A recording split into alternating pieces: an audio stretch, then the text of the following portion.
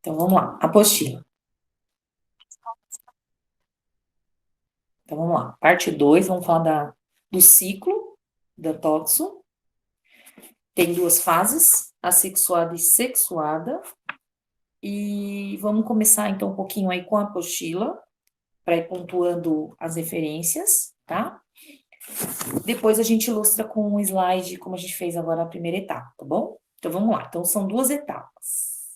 O ciclo. Ciclo, a gente tem que sempre lembrar que é a vida do parasita, né? Começo, meio e fim, ele realmente quer ficar nesse ciclo. Ele não quer parar o ciclo, essa forma cíclica de vida. Então, ele quer entrar no hospedeiro, no outro, no outro, no outro, e aí sim ele vai perpetuando a espécie dele, tá bom? Então, a ideia é que a fase assexuada pode estar presa, né, nos tecidos dos hospedeiros, inclusive o homem. E a parte sexuada, que a gente se lembra das gametas, né? Tem referência da gameta, são aquelas que encontramos nos gatos, tá bom? Gatos jovens, no caso, o gato felino, o gato, porque é o domesticado mais próximo do homem. Então, é por isso que é transmissível. Como começa a fase assexuada? Então, precisa ter um hospedeiro lá suscetível. O que é suscetível? Que está disponível. Ele precisa estar disponível para estar acontecendo isso, tá? E aí, pode ser tanto os mamíferos como as aves, como a gente já comentou. Só aumentar aqui um pouquinho.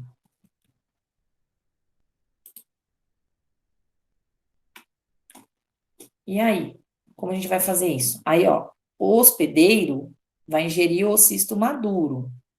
Lembra que o cisto dentro tem os dois, que não é esporulado, né? Desculpa, o maduro é o esporulado, que vão ter lá os 4 esporozoítos que vão gerar os taquizoítos. Sempre tem que lembrar esse ciclo do imaturo com o maturo, tá?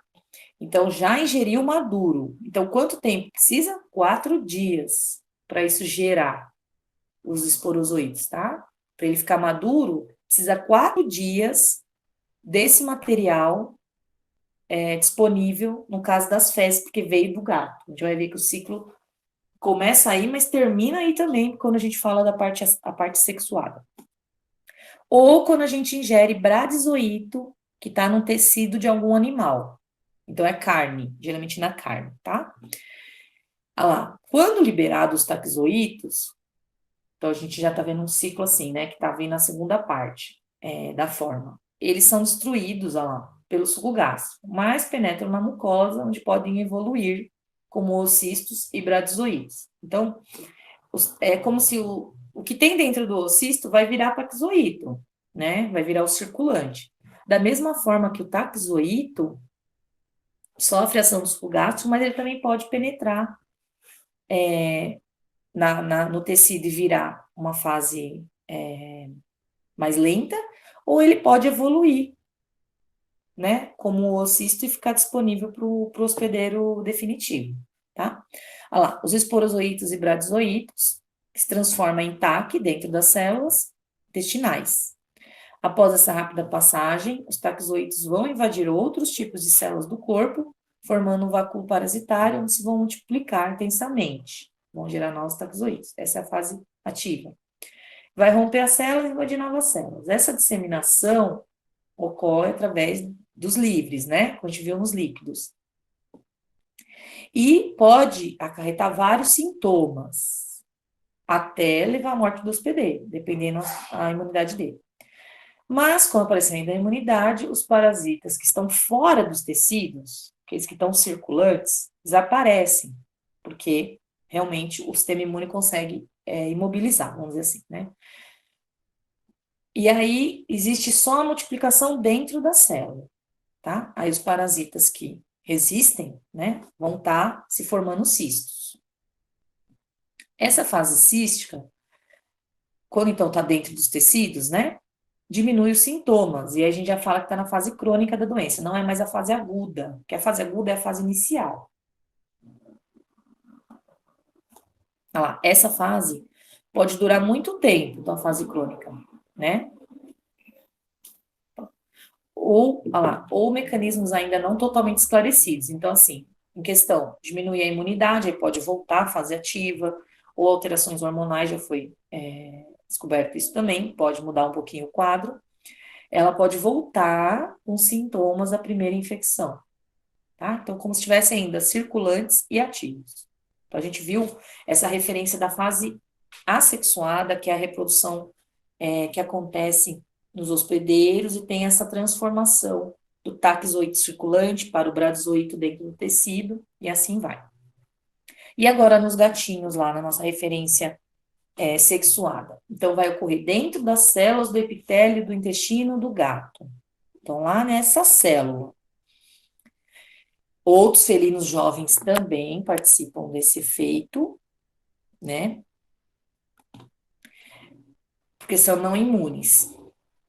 O que quer dizer não imune mesmo? Que nunca pegou. O gato que nunca pegou vai sofrer esse ciclo. E o gato que já pegou? Já não o parasita já, nós já criamos anticorpos e o parasita não se desenvolve. Então, eu penso assim, o gato que a gente domestica realmente, ele pode estar protegido da toxo.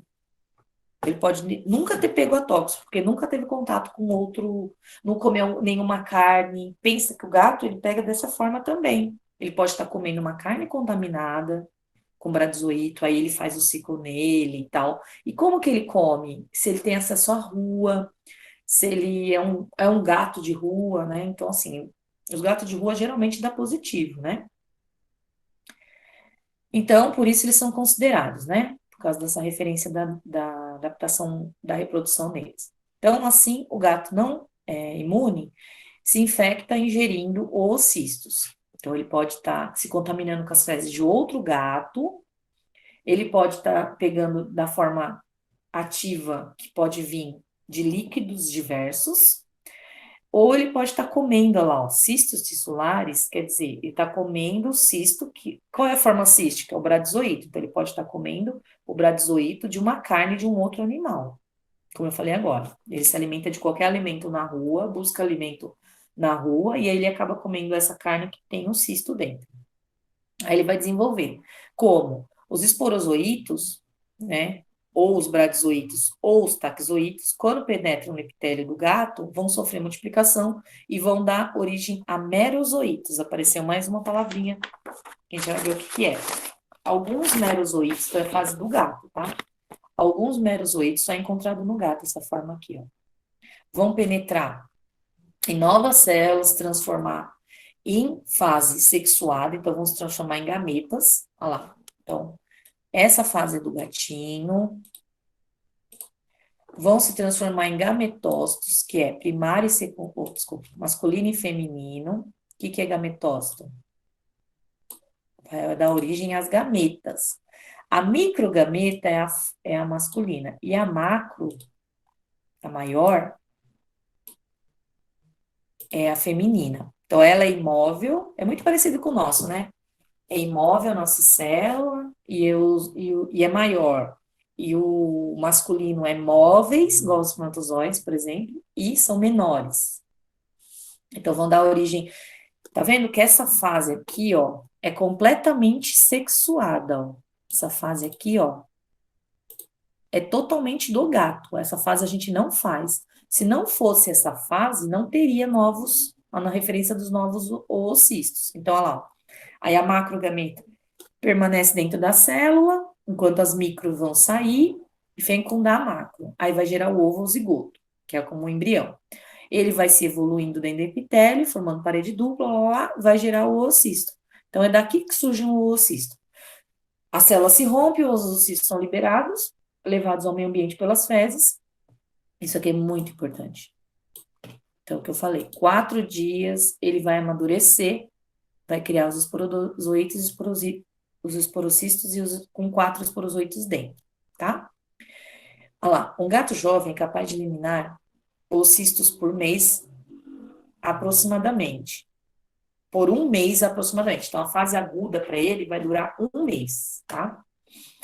E os oocistos em boas condições de umidade, local sombreado, vão se tornar, ó, capazes de se manter infectante por até 1 ano e meio.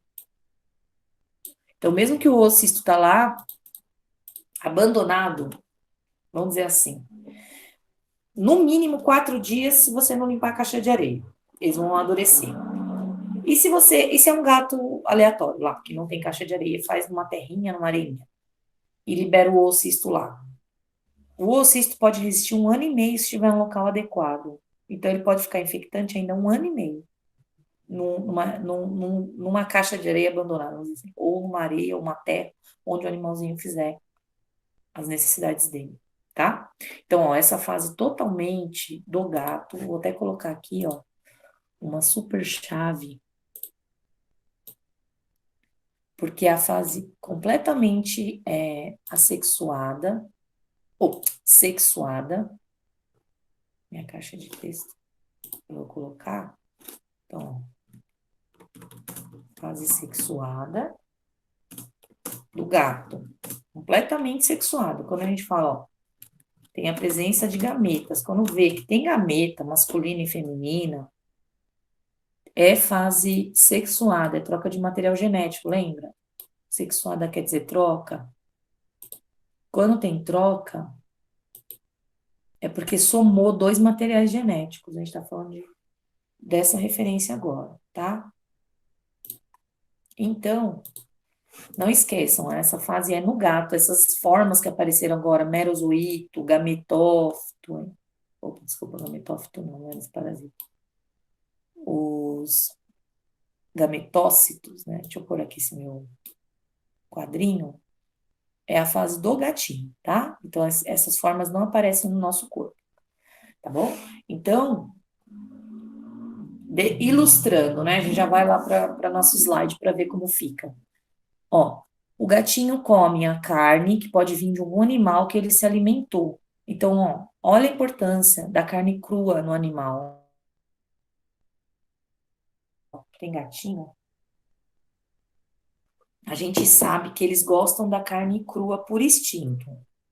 Então, é instintivo ele, quando vê, sente cheiro, né? Ou vê você com uma carne crua, ele fica oriçado, vamos dizer assim. Porque é o instinto do animal, ele come de uma forma assim na natureza, né? Isso é o que ele carrega geneticamente.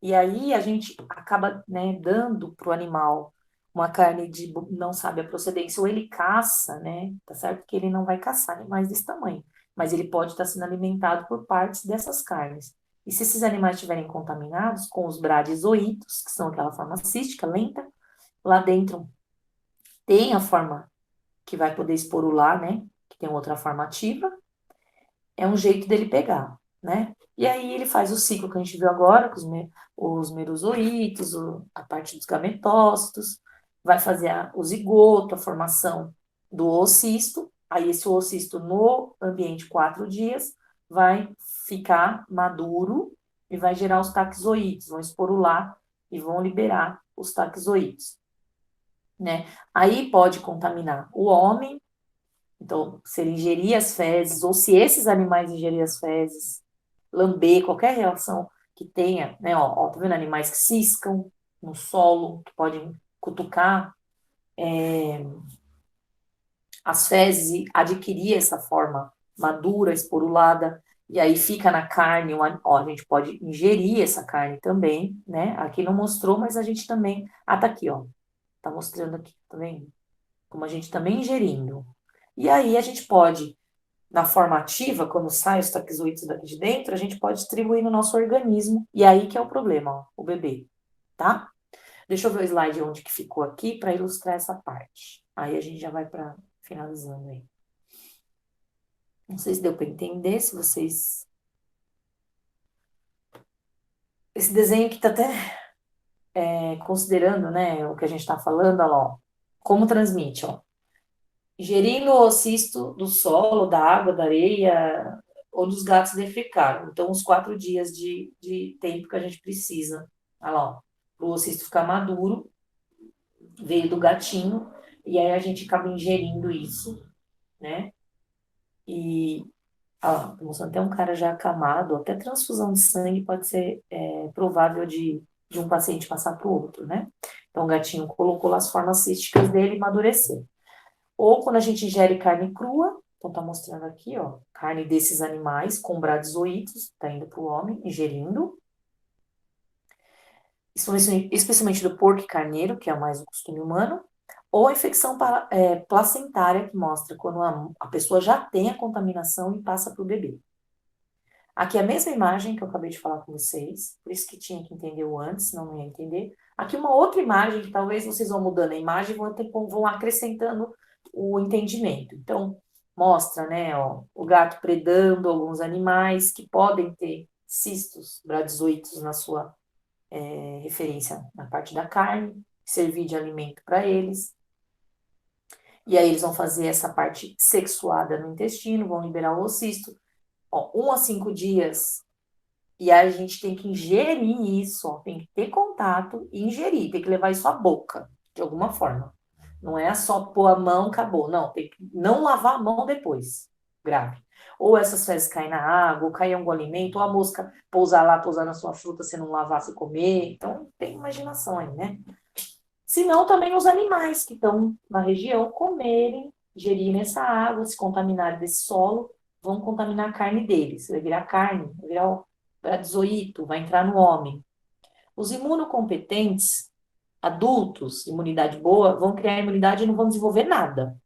Então, se você tem gato, provavelmente o seu toxoplasmose IgM já é alto, graças a Deus, porque você já teve contato primário com isso em algum momento, sem você querer, às vezes de criança, sei lá, e você criou a imunidade e acabou, entendeu? Até melhor que nós mulheres pegamos mais novas do que pegando a gravidez. Se não, você pegando a gravidez, isso aqui a primeira vez, você vai passar para o bebê. E além de aborto, tem danos super letais se o bebê sobreviver. Aqui é uma referência que eu não lembro, mas eu acho que tinha na apostila antes. Depois eu vou olhar. Mas essa imagem eu tinha deixado uma vez disponível para vocês na apostila, mas eu acho que eu acabei tirando. Aqui mostra a mesma relação do ciclo, mas em esquema, tá? Então mostra legal assim a fase aguda, que é a primeira infecção, a fase crônica, que já está nos cistos lá dos bradizoides, já está depositado, né, no tecido. Fase ativa, fase aguda, taquizoides que aparece geralmente. E no gato, olha lá, fase sexuada no gato. Como acontece, igual a gente falou, ele ingere de alguma forma, ele desenvolve os merozoítos, os gametócitos, como a gente falou, tem o encontro dessas gametas, forma o oocisto, elimina no solo, elimina na caixa de areia, 4 dias já estão ativos, tá? Então, no homem, ela pode ser benigna, sem perceber, ou ela pode dar um estado como fosse uma gripe, muito parecido com uma gripe. Você acha que pegou gripe e pegou toxo, tá? Linfedema, ó, é como se fossem nódulos, inchaços, né? Que aparecem igual a gente tem quando tem na dor de garganta, tem no pescoço e tal. E a congênita é a mais grave. Sintomas. Então, como eu falei, como se fosse uma gripe, dor de cabeça, coriza, febre e tal. Na gestação, muito grave, ó. Quando tá nos primeiros 3 meses da gravidez, dá aborto na mulher. No outro trimestre, então até 6 meses pode ter aborto, ou o bebê nascer antes.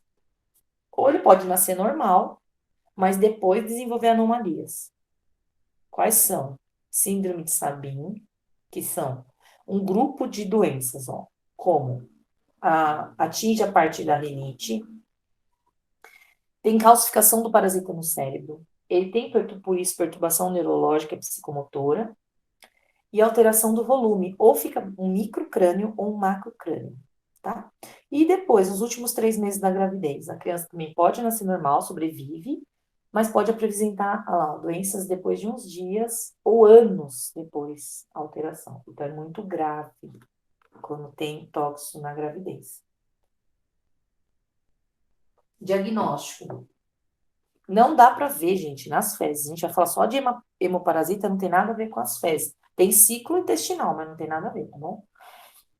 A gente pode ver o sangue, o leite, tentar achar os trofozoítos, tem métodos para isso. Ou a fase crônica, que a gente já tem que ver a biópsia dos tecidos, se for o caso. Não digo só do homem, mas do animal. Se não, mais fácil colher um sanguinho e fazer pesquisa de GM e GG, que é o muito mais fácil. Aí tem três técnicas possíveis: imunofluorescência indireta, hemaglutinação e ELISA.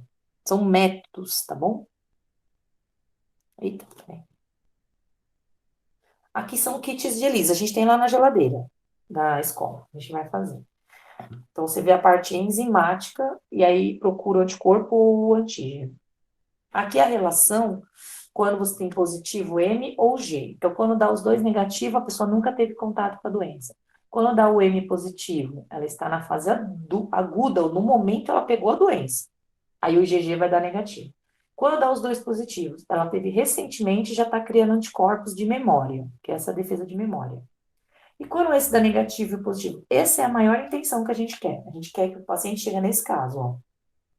Acaba os sintomas, quer dizer que ele sobreviveu à fase aguda, e ele tem memória, tem imunidade de memória que vai durar o resto da vida dele. Então, ele criou anticorpos contra a doença e vai ficar circulantes no sangue. Então, a gente quer sempre ver isso de uma grávida, ó. Negativo aqui, positivo de memória, tá? Outros métodos, ó, a imunofluorescência vai identificar ó, o parasita no campo escuro, né? Que como vê uma bactéria ou outras células, o parasita também pode ser identificado por um microscópio que é apropriado. A gente vê dentro de uma sala escura esse microscópio, que ele gera uma luz chamada fluocromo. Desculpa, a gente usa o fluocromo na coloração da lâmina e ele libera uma luz ultravioleta que bate no fluocromo e fica essa imagem linda. PCR é para pesquisa de DNA, tá? É igual estão fazendo com o coronavírus. Você multiplica o DNA do parasita,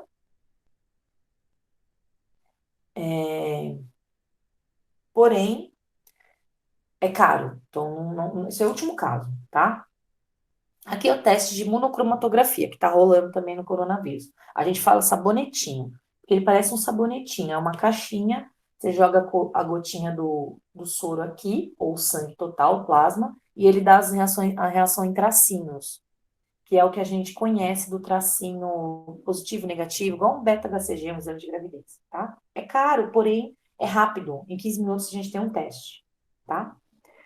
Aqui, ó, é uma curiosidade que a gente pode pesquisar do material que vem dos animais, pesquisar o toxoplasma do tipo IgG. Então, na carne bovina, ó. Então, é o exudato, ó, é aquela aguinha que libera na carne.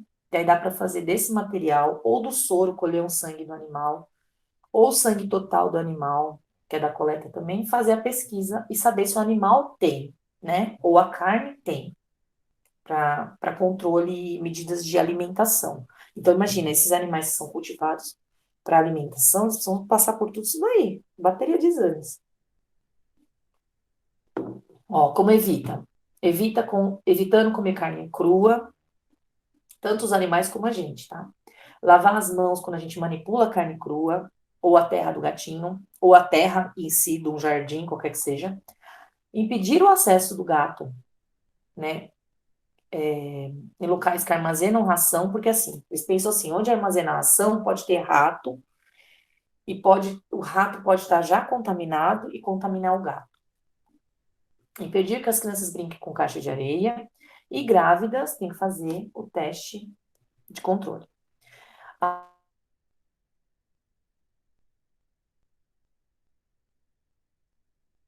Luvas para comer jardim, caixa de areia, limpar com álcool, desinfetar onde o gato defeca, ó, é tudo isso daí que a gente está vendo tudo agora de